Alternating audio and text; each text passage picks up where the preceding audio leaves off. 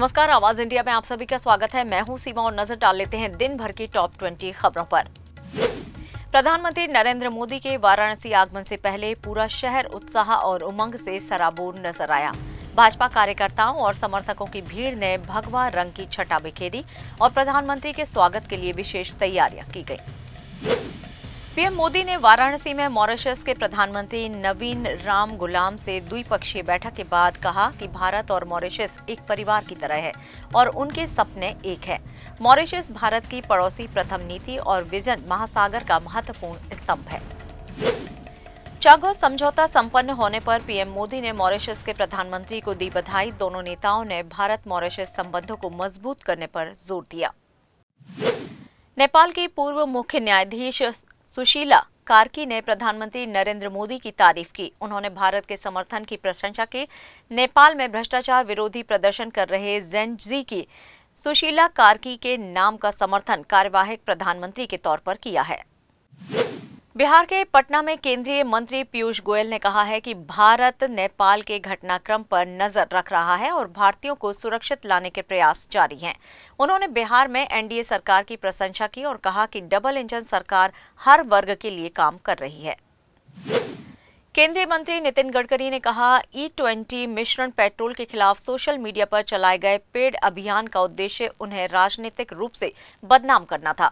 गडकरी ने E20 मिश्रण को प्रदूषण कम करने और जीवाश्म ईंधन आयात घटाने का महत्वपूर्ण कदम बताया, जिससे किसानों को लाभ हुआ है। बंगाल के मुख्यमंत्री ममता बनर्जी ने उत्तर बंगाल के दौरे के दौरान केंद्र की भाजपा सरकार पर तीखा हमला बोला।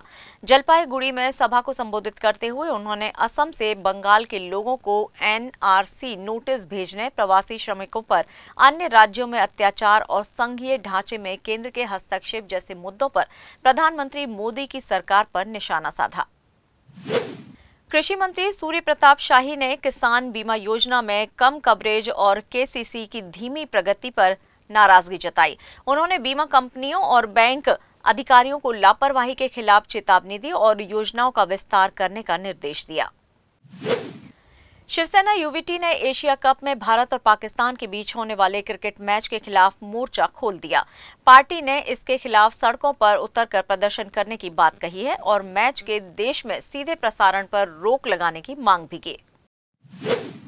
सुप्रीम कोर्ट ने 14 सितंबर को होने वाले भारत पाकिस्तान T20 मैच को रद्द करने की याचिका पर सुनवाई करने से मना कर दिया। कोर्ट ने कहा, मैच होने दीजिए, हम रोक नहीं लगाएंगे। याचिका में पहलगाम आतंकी हमले का हवाला देते हुए पाकिस्तान के साथ मैच को राष्ट्रीय भावनाओं का मजाक बताया गया था। गाजियाबाद के साहिबाबाद में दिल्ली से पूर्णिया जा रही एक स्पेशल ट्रेन के पार्सल कोच में आग लग गई। कर्मचारियों ने तत्परता दिखाते हुए आग पर काबू पाया और ट्रेन को आगे के लिए रवाना कर दिया गया। रेलवे अधिकारी मामले की जांच में जुट गए हैं। यमुना में जलस्तर घटने के बाद भी किनारे रहने वालों की मुश्किलें कम नहीं हुई। बाढ़ का पानी उतरने के बाद निचले इलाकों में गाद और गंदगी से लोग परेशान हैं। घरों में 2 से 3 फीट तक कीचड़ जम गया है। हैदराबाद के साइबराबाद इलाके में 50 वर्षीय रेणु अग्रवाल की उनके घर में बेरहमी से हत्या कर दी गई। पुलिस ने 2 घरेलू नौकरों को मुख्य संदिग्ध माना है, जो अभी फरार हैं। पुलिस मामले में जुट गई है। नेपाल में राजनीतिक उथल-पुथल के बीच कैदियों ने रामेछाप जेल तोड़कर भागने की कोशिश की। जवाब में सेना को फायरिंग करनी पड़ी और इस गोलीबारी में 2 कैदियों की मौके पर ही मौत हो गई, जबकि 10 अन्य घायल हुए हैं। कई जेलों से सैकड़ों कैदी फरार भी हो चुके हैं। यूटा वैली विश्वविद्यालय में चार्ली किर्क की हत्या पर डोनाल्ड ट्रंप ने जताया दुख। उन्होंने कट्टरपंथी वामपंथियों को राजनीतिक हिंसा के लिए जिम्मेदार ठहराते हुए न्याय का आश्वासन दिया। ओरेकल के को-फाउंडर लैरी एलिसन ने एलन मस्क को पछाड़कर दुनिया के सबसे अमीर शख्स का ताज हासिल कर लिया। ओरेकल के शेयरों में तेजी के कारण एलिसन की संपत्ति $101 बिलियन से बढ़कर $393 बिलियन हो गई है। एलन मस्क की कुल संपत्ति $385 बिलियन है।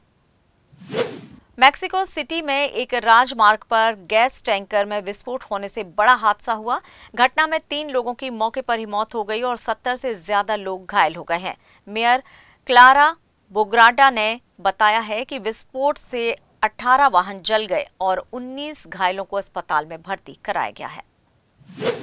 अभिनेता संजय दत्त ने खोला मुंबई में अपना पहला रेस्टोरेंट सोलेयर। संजय ने रेस्टोरेंट का वीडियो शेयर करते हुए कहा है कि उन्होंने दुनिया भर में खाना खाया और अब खाना परोसने की बारी है। रेस्टोरेंट मुंबई के ग्रैंड हयात होटल में स्थित है। अभिनेत्री जैकलिन फर्नांडिस ने दुर्लभ बीमारी से पीड़ित एक बच्चे की सर्जरी का खर्च उठाने की जिम्मेदारी ली है। बच्चा हाइड्रोसेफलस नामक दुर्लभ बीमारी से पीड़ित है, जिसमें मस्तिष्क में पानी भरने से सिर फूलने लगता है। जैकलिन ने बच्चे और उसके परिवार से मुलाकात की, जिसका वीडियो सामने आया है। हांगकांग ओपन में सात्विक और चिराग शेट्टी की जोड़ी ने शानदार प्रदर्शन करते हुए क्वार्टर फाइनल में जगह बना ली है। राउंड ऑफ 16 में उन्होंने थाईलैंड की जोड़ी के खिलाफ 2-1 से जीत दर्ज की। और फिलहाल टॉप 20 खबरों में इतना ही, लेकिन आप देखते रहिए आवाज इंडिया।